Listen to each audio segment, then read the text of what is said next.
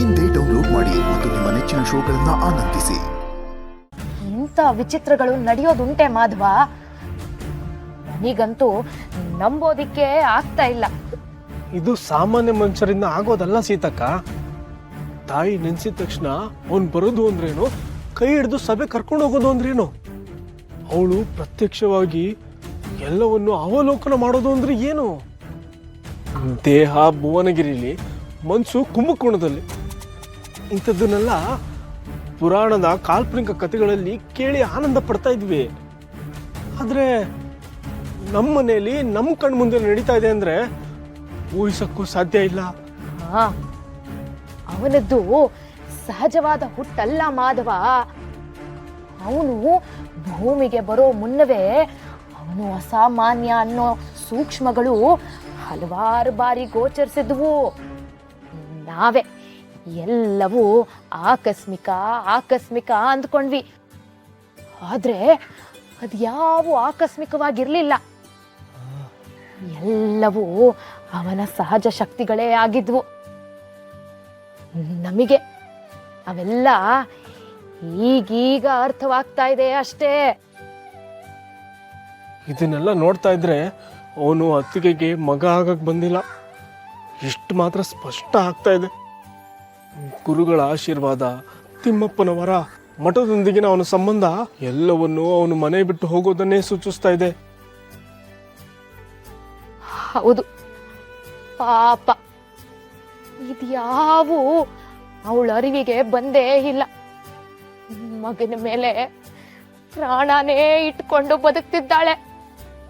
ಏನಾದ್ರೂ ನನ್ನ ಮಗ ಕೈ ಜಾರ್ ಹೋಗ್ತಿದ್ದಾನೆ ಅಂತ ಅವಳಿಗೆ ಗೊತ್ತಾದ್ರೆ ನಮ್ಮ ಗೋಪಿ ಎದೆ ಹೊಡ್ಕೊಂಡು ಸತ್ತೇ ಹೋಗ್ತಾಳೆ.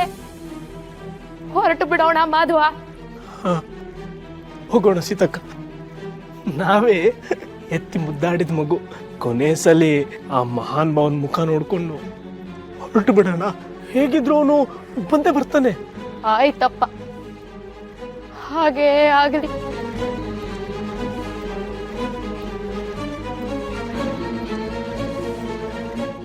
ಅಮ್ಮ ಅಮ್ಮ ಅಮ್ಮ ಅಮ್ಮ. ಗುರಾಜ, ಯಾಕಪ್ಪ, ಏನಾಯ್ತು? ನಿಂಗೊಂದು ಸಿಹಿ ಸುದ್ದಿ. ವೆಂಕಟನಾಥ್ ಏನಾದ್ರೂ ಬರ್ತಿದ್ದಾನೇನೋ? ಎಷ್ಟು ನಿಖರವಾಗಿ ಊಹೆ ಮಾಡಿದೆ ನೋಡು. ಈಗ ತಾನೇ ಶೇಷಾಚಲ ಭಟ್ರು ಸಿಕ್ಕಿದ್ರು. ಅವರೇನೋ ಗುರುಗಳ ದರ್ಶನಕ್ಕೆ ಅಂತ ಮಠಕ್ಕೆ ಹೋಗಿದ್ರಂತೆ. ಹೀಗೆ ಮಾತಿನ ಮಧ್ಯೆ ವೆಂಕಟನಾಥನ್ ವಿಚಾರ ಬಂತು. ಮಹಾಪಂಡಿತರಾದ ಪ್ರಚಂಡರನ್ನು ಸ್ಪರ್ಧೆಯಲ್ಲಿ ಸೋಲಿಸೋ ಮೂಲಕ ನಮ್ಮ ಶ್ರೀಮಠದ ಕೀರ್ತಿಯನ್ನು ಬೆಳಗಿದ್ದಾನೆ. ನಾವಷ್ಟೇ ಸಂಭ್ರಮ ಪಟ್ರೆ ಸಾಲದು, ಹೆತ್ತ ತಾಯಿನೂ ಸಂಭ್ರಮ ಪಡಬೇಕು. ವೆಂಕಟನಾಥ ಊರಿಗೆ ಹೋಗಿ ಬರಲಿ ಅಂದ್ರಂತೆ. ವೆಂಕಟನಾಥ ನಾಳೆನೆ ಬರ್ತಿದ್ದಾನೆ ಅಂದ್ರು.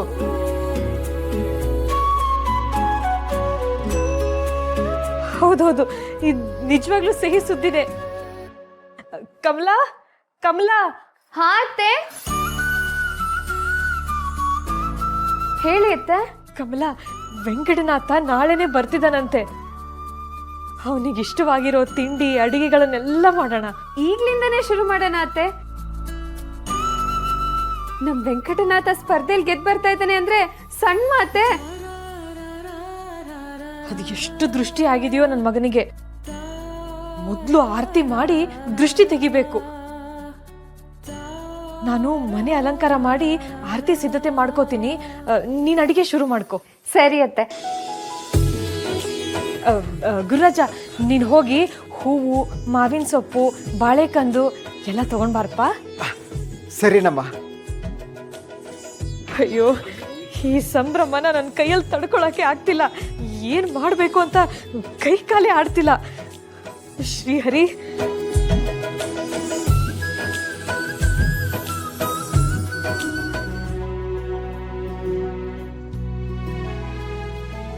ರೀ, ಹೊರಟ್ಬಿಟ್ರಾ? ಹೌದು. ಹೋಗ್ಬಿಟ್ಟು ಬನ್ನಿ, ಆಮೇಲೆ ಹೇಳ್ತೀನಿ. ಇರ್ಲಿ, ಪರವಾಗಿಲ್ಲ, ಹೇಳು. ಮೊನ್ನೆ ಅನಂತಾಚಾರ್ಯರ ಸೊಸೆ ಸಿಮತ್ಕಾರಕ್ಕೆ ಹೋಗಿದ್ನಲ್ಲ, ಅಲ್ಲಿ ಕೃಷ್ಣಬಾಯಿಯವ್ರು ಸಿಕ್ಕಿದ್ರು. ಅವ್ರ ಕಡೆ ಒಂದು ವರ ಇದೆಯಂತೆ. ತಿರುವಣಾಮಲೈನಲ್ಲಿ ದೊಡ್ಡ ವಜ್ರದ ವ್ಯಾಪಾರಿಗಳಂತೆ. ಅವ್ರ ಮಗಂಗೆ ಹೆಣ್ಣು ಹುಡುಕ್ತಾ ಇದ್ದಾರಂತೆ. ಸ್ವಲ್ಪ ವಿಚಾರಿಸ್ರಿ, ತುಂಬ ಒಳ್ಳೆ ಸಂಬಂಧ.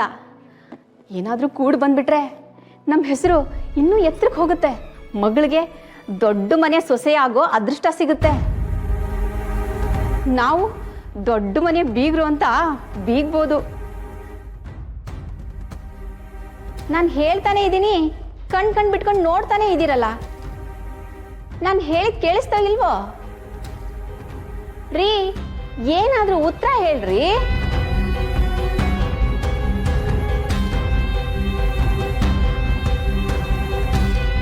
ಹಿಡಿಬಿಡೋದನ್ನ ನಿಂತ್ಕೊಳ್ಳೋ ಅಚ್ಯುತ, ನಿಂತ್ಕೊಳ್ಳೋ. ಅಮ್ಮ ಬಿಡಮ್ಮ, ಅವ್ನು ನೋಡೋಗ್ತಾನೆ, ಹಿಡಿಬೇಕು. ಮುಚ್ಚೆ ಬೈನ ಸಾಕು. ನಾವಿಲ್ಲಿ ನಿನ್ ಮದುವೆ ಮಾಡ್ಬೇಕು ಅಂತ ಹುಡುಗನ್ ಹುಡುಕ್ತಾ ಇದೀವಿ. ನೀನ್ ಚಿಕ್ಕ ಮಕ್ಕಳ ತರ ಆಟ ಆಡ್ಕೊಂಡಿರು. ನಿಮ್ಮಪ್ಪನೊಂಥರ ಗೋಳಾದ್ರೆ ನಿನ್ನೊಂಥರ ಗೋಳು. ಅಪ್ಪ ಲಕ್ಷ್ಮಿ, ನನ್ನ ಮೇಲಿನ ಕೋಪನ ಅವಳ ಮೇಲೆ ಯಾಕೆ ತೋರಿಸ್ತಾ ಇದ್ಯಾ? ಒಂಚೂರು ಮಗಳು ಮೈ ಮುಟ್ಬಿಟ್ರೆ ಎಲ್ಲ ಮಾತು ಬಂದ್ಬಿಡುತ್ತೆ ನಿಮ್ಗೆ. ನಾನು ಅಷ್ಟೊತ್ತಿಂದ ಬಡ್ಕೋತಾ ಇದ್ದೀನಿ, ನೀವು ಒಂದಾದ್ರೂ ಮಾತಾಡಿದ್ರಾ? ಏನು ಅಂತ ಮಾತಾಡಬೇಕು? ಮಾತಾಡಿ ಏನೂ ಪ್ರಯೋಜನ ಇಲ್ಲ, ಅದಕ್ಕೆ ಸುಮ್ಮನೆ ಇದ್ದೀನಿ. ಅವರು ವಜ್ರದ ವ್ಯಾಪಾರಿಗಳು, ಆಗರ್ಭ ಶ್ರೀಮಂತರು, ವಿದೇಶಗಳಲ್ಲೆಲ್ಲ ವ್ಯಾಪಾರ ಇದೆ. ಅವರು ಅವ್ರಿಗೆ ತಕ್ಕಂತಹ ಸಿರಿವಂತರ ಮನೆಯಲ್ಲಿ ಹೆಣ್ಣು ತರ್ತಾರಿಯೇ ಹೊರತು ನಮ್ಮಂಥ ಸಣ್ಣ ಪುಟ್ಟ ಜಮೀನ್ದಾರರ ಮನೆಯಲ್ಲಿ ಹೆಣ್ಣು ತರೋಕೆ ಅವ್ರಿಗೇನು ಬಂದಿದೆ?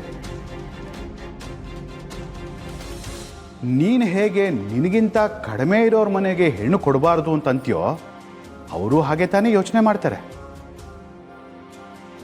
ಒಂದೊಂದು ಸಾರಿ ಒಂದೊಂದು ರೀತಿ ಇರೋದಲ್ಲ, ಎಲ್ಲ ಸಮಯದಲ್ಲೂ ಒಂದೇ ರೀತಿ ಯೋಚನೆ ಮಾಡಬೇಕು.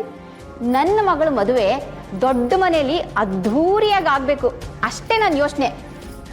ಮದುವೆಗೂ ಮುಂಚೆ ವ್ರತ ಮಾಡಬೇಕು ಅಂತ ಹೇಳಿದ್ದೆ, ಮಾಡ್ದೇನೆ? ವ್ರತ ಮಾಡಕ್ ನನಗೆಲ್ಲಮ್ಮ ಗೊತ್ತು, ನೀನು ಹೇಳ್ಕೊಟ್ರೆ ನಾನು ಮಾಡ್ತೀನಿ, ಅಲ್ವೇನಪ್ಪ? ಸರಿಯಾಗಿ ಹೇಳ್ದೆ ಮಗಳೇ.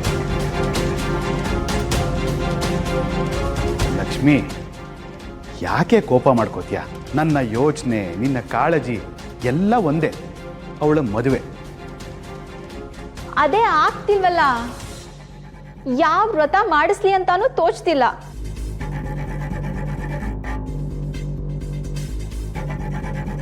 ಹಾ, ಹಿಂದೆ ನಮ್ಮ ಅಕ್ಕನ ಮದುವೆಗೂ ಹೀಗೆ ಅಡ್ಡಿಗಳು ಬರ್ತಾ ಇತ್ತು. ಆಗ ನಮ್ಮಮ್ಮ ಗುರುವಾರದ ವ್ರತ ಮಾಡಿಸಿದ್ರು. ಹೌದೇನ್ರಿ? ಗುರುವಾರದ ವ್ರತ ಅಂದ್ರೆ? ಪ್ರತಿ ಗುರುವಾರ ಅರಿಶಿಣದ ನೀರಿಂದ ಸ್ನಾನ ಮಾಡಿ ಇಡೀ ದಿನ ಉಪವಾಸ ಇದ್ದು ವಿಷ್ಣು ಮತ್ತೆ ಲಕ್ಷ್ಮಿನ ನಿಷ್ಠೆಯಿಂದ ಪೂಜೆ ಮಾಡಬೇಕು. ಆ ವ್ರತ ಮಾಡಿದ 3 ತಿಂಗಳಲ್ಲಿ ನಮ್ಮ ಅಕ್ಕನ ಮದುವೆ ಆಯ್ತು ಅಂತೀನಿ.